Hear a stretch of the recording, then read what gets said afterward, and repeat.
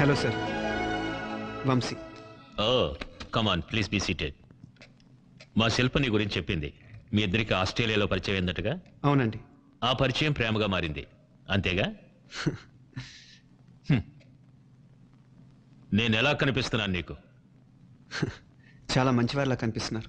కాదు, నేను చాలా చెడ్డవాడిని. మంచితనంతో ఇన్ని కోట్ల ఆస్తి ఎలా సంపాదించగలను? ఆ డీటెయిల్స్ నాకు అనవసరం అండి. మీ కూతురుతో నా పెళ్లి ఎప్పుడు జరిపిస్తారో చెప్పండి. నీ పెళ్లి జరగదు. నా కూతురు పెళ్లి జరుగుతుంది వేరే వాడితో. పెళ్లికి నా కూతురికి నేనిచ్చే పట్టు చీర ఖరీదు 10 లక్షలు. నా కూతురికి నేనిచ్చే డైమండ్ నెక్లెస్ 1 కోటి రూపాయలు.